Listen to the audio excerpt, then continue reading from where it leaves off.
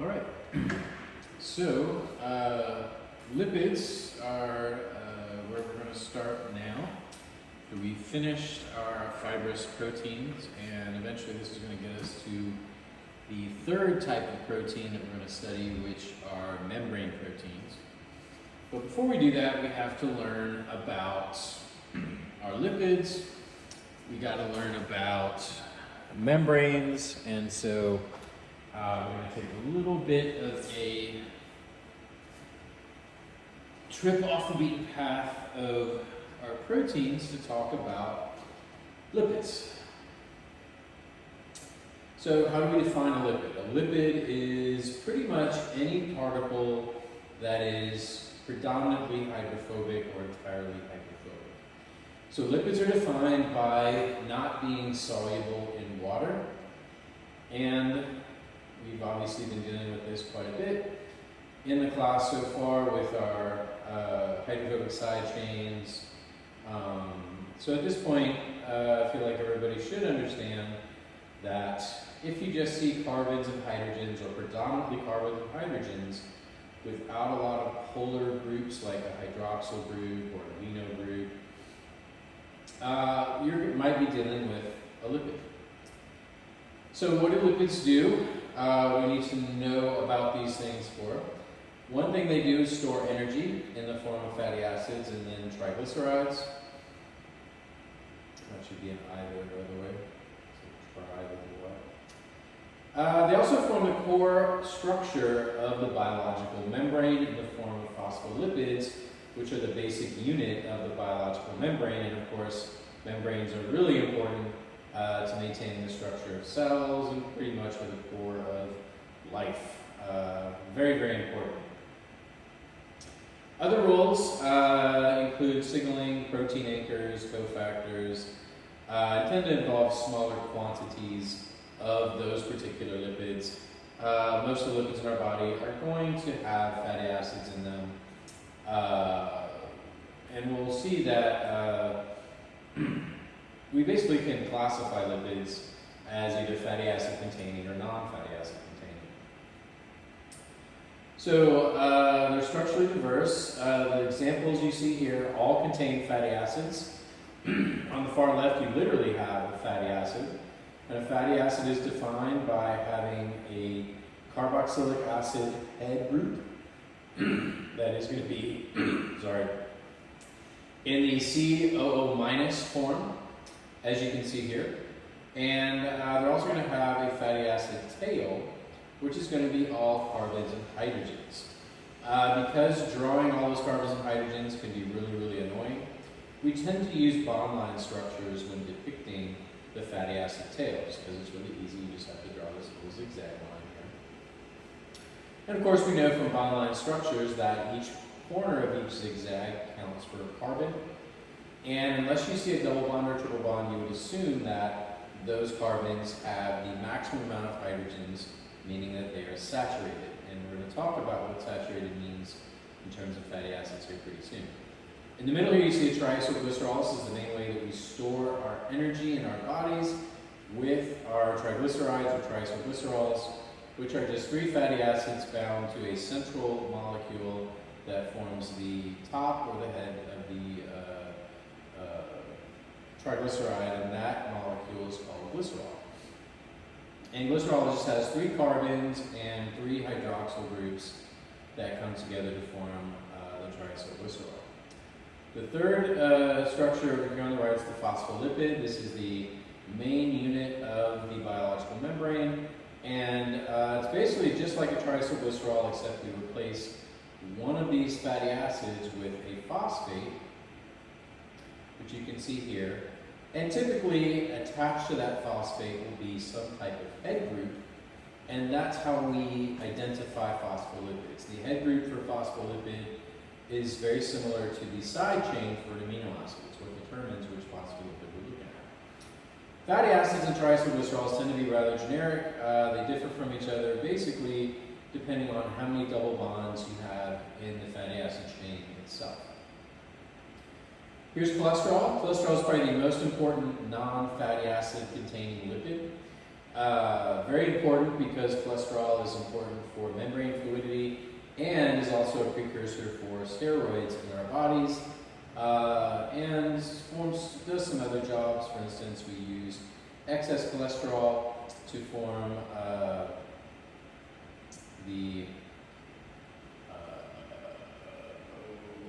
it's your gallbladder. Dang it, I forgot the name of those things.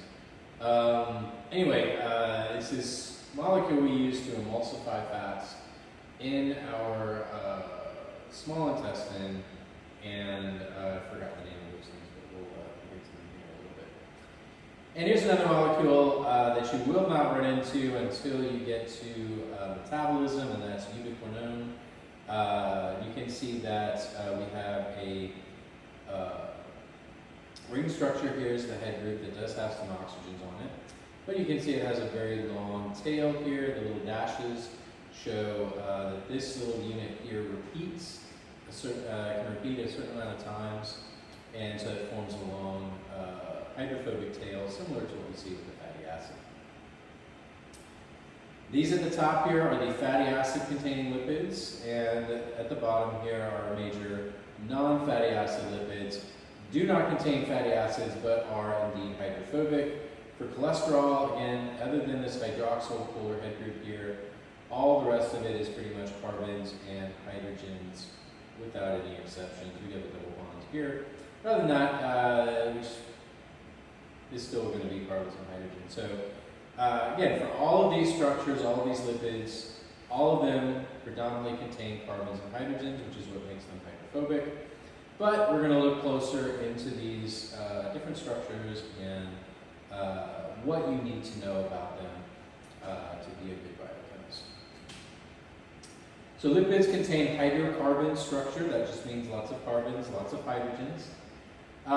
Some things are overall hydrophobic, but you saw that a lot of the groups or structures we could describe as amphipathic.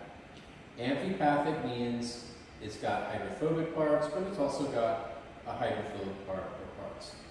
And a fatty acid is amphipathic because it has that carboxylic acid head group, which has a negative charge on it, but it also has the fatty acid tail, which is hydrophobic. We've run into amphipathic things in the past, particularly the amino acid lysine is considered amphipathic because it has a amino group at the end of its side chain that has a plus charge, but the rest of it is made up of carbons and hydrogens, and pretty long chain of carbons and hydrogens before you get to the amino group, so it's considered amphipathic as well. And of course, the hydrophobic nature of our fatty acids, our triglycerols, our phospholipids, especially our phospholipids, can make these barriers, these membranes that do not allow polar or charged molecules to pass through. And of course, that's a big part of life and generating cells that can do jobs. We need to be able to control what's inside of the cell and what's outside of the cell. We do that through membranes, including the cellular membrane. Just look a little closer at a fatty acid. So this one is called palmitic acid. Fatty acids are named based on their size and potential double bonds that might be present. Palmitic acid, which if it's in the form without the protonated hydroxyl group, if it's a COO-, we would instead call it palmitate because it's the conjugate base to the fatty acid. And it's called a fatty acid because this is an acidic group at the top here, carboxylic acid, hence the name fatty acid. So again, it's an amphipathic molecule because we have a polar group here that's normally charged under physiological pH, so usually it's COO-. And you can see that we also have the fatty acid tail, which of course is going to be hydrophobic. So the carboxylic acid is here in the head group, and is usually, fatty acids tend to be bound to other compounds. They can float around just as fatty acids on their own, and sometimes they can be distributed through the blood that way, but usually they're going to be either attached to glycerol or some other kind of chemical compound to form a more complicated structure. And here's glycerol again. Glycerol is what we use to make triglycerides. It's a 3-carbon compound with a hydroxyl group bound to each carbon, and that allows for that triglycerol or triacylglyceride structure. And we can draw it as a Lewis structure. Again, this requires a lot of writing because each of these groups is a methylene group, CH2. This is a fully saturated fatty acid, by the way. What that means is there's no double bonds in the fatty acid tail. We do have a double bond, obviously, on the carboxylic acid head group here, but if the fatty acid doesn't have any double bonds in it, we describe it as being a saturated fatty acid. And what that means is it's saturated with hydrogens. That's the maximum number of hydrogens we can possibly have.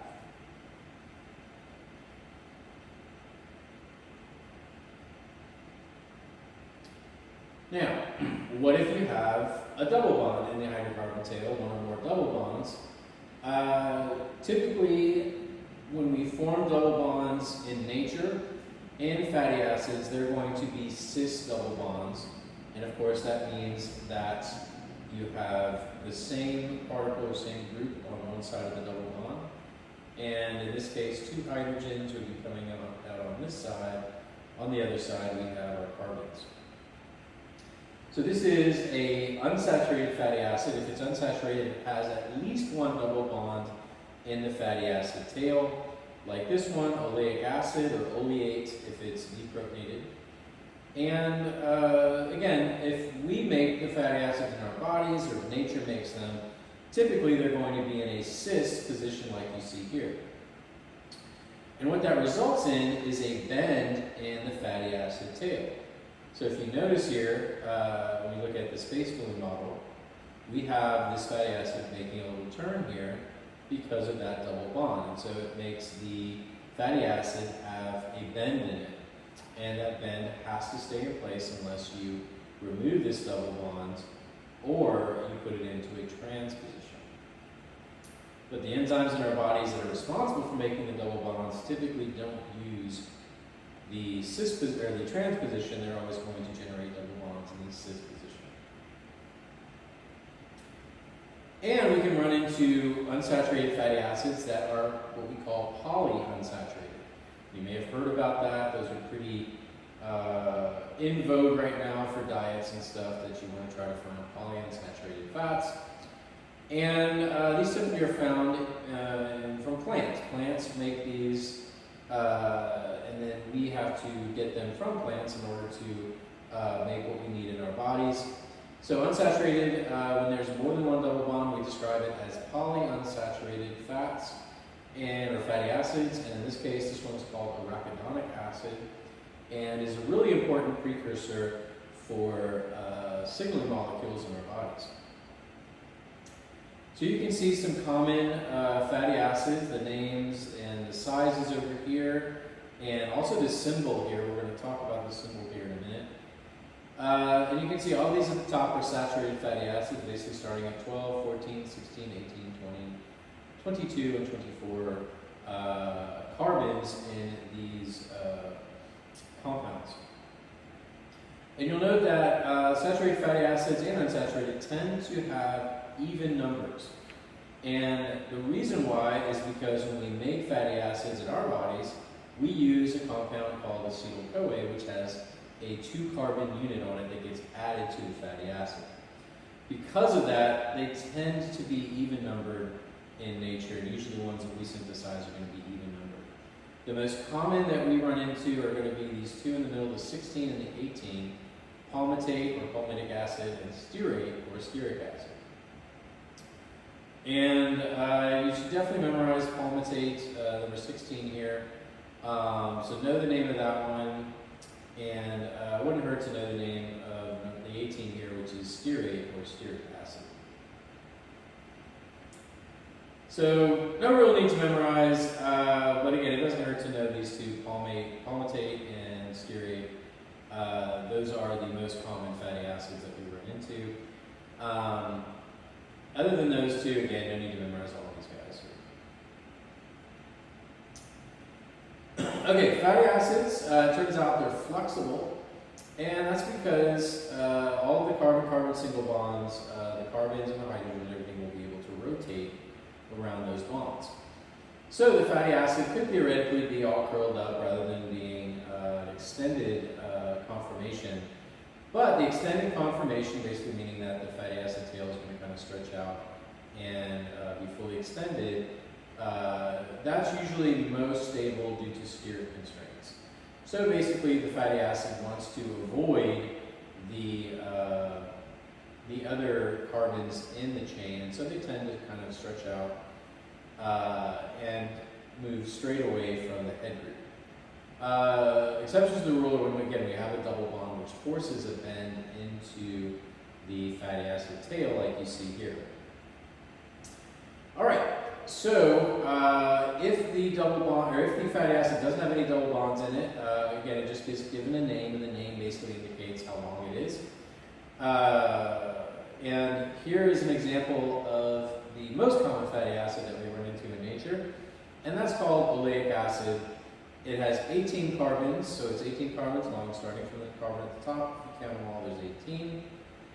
And we can see that there's one cis double bond in the fatty acid chain, and it's happening between carbons 9 and 10. And you count the carbons by starting at the top here. This is carbon 1, 2, 3, 4, 5, 6, 7, 8, 9.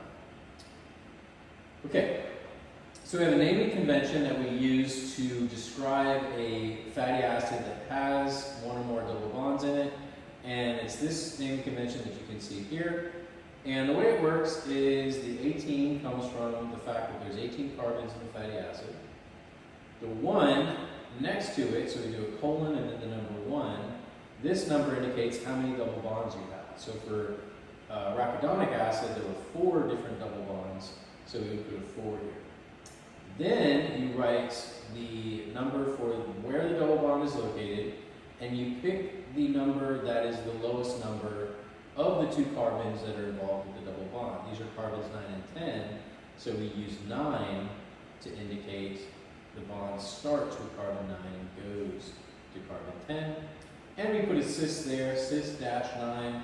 That tells us that it's a cis double bond between carbons 9 and 10.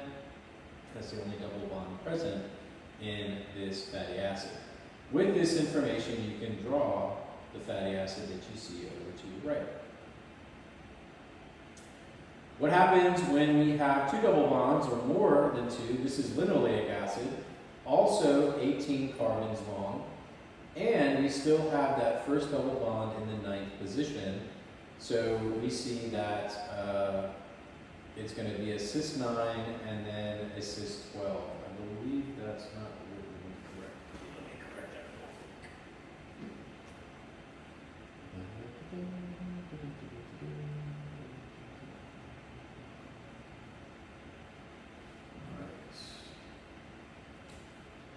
Okay, so it's going to look like this instead. So 18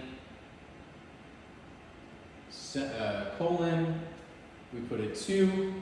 The 2 indicates that the double bond, there are 2 double bonds present in the fatty acid chain.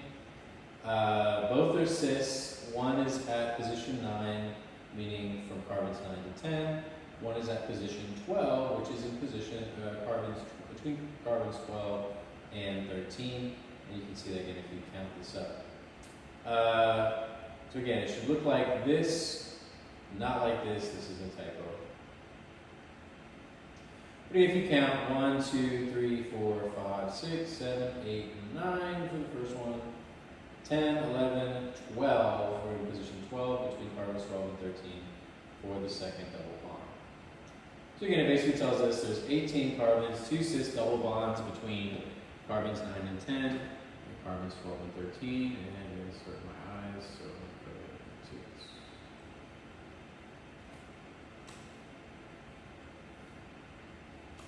There we go. Easy. Okay, so fatty acids. Unsaturated tend to be more common than saturated. Unsaturated fats are very, very common in plants, especially. Usually there's between 1 to 4 double bonds on average, so you can have more double bonds than that, or you can again have a saturated fatty acid that doesn't have any double bonds. And again, double bonds tend to be in that cis configuration. That's the configuration we typically see, just because it's better for steric hindrance. And we'll see that it's actually really important for the functionality of the fatty acid itself. So again, this is 1, 2, 3, 4, 5, 6, 7, 8, 9. So again, this is that most common fatty acid, oleic acid here, double bond between carbons 9 and 10. And again, that bend gives the fatty acid itself a kink in the fatty acid tail, and again, commonly seen in unsaturated fatty acids. So we have essential fatty acids. These are fatty acids that we need in our bodies, but we cannot synthesize them ourselves. We have to get them from our diet, and typically that is done with plants. So we get them from plants, and we use the essential fatty acid to synthesize the one we need, and that's typically arachidonic acid. So we have two different types of fatty acids that we consider essential fatty acids that are shown here. First one is linoleic acid, which we looked at before. That's the double bonds at positions 9 and 12. And then we also have alpha linolenic acid, so this is linoleic acid. On the right, we have alpha linolenic acid. It has 3 double bonds, positions 9, 12, and 15. So between carbons 15 and 16. So both of these are essential fatty acids which we take and then add a double bond or two to, and then we can use them for special purposes, especially arachidonic acid, which is really important precursor for what are called eicosanoids. So again, here's arachidonic acid. So you can see that we have the carbon double bonds between carbons 9 and 10, 12 and 13, and then 15 and 16.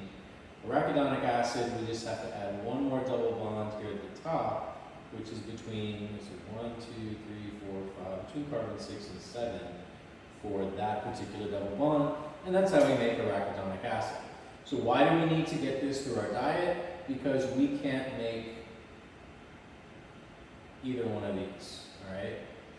We can add a double bond to them, but we can't make these double bonds here at the bottom, so we have to get those from plants and use them to make our arachidonic acid, which we can then use to make eicosanoids, which are important signaling compounds.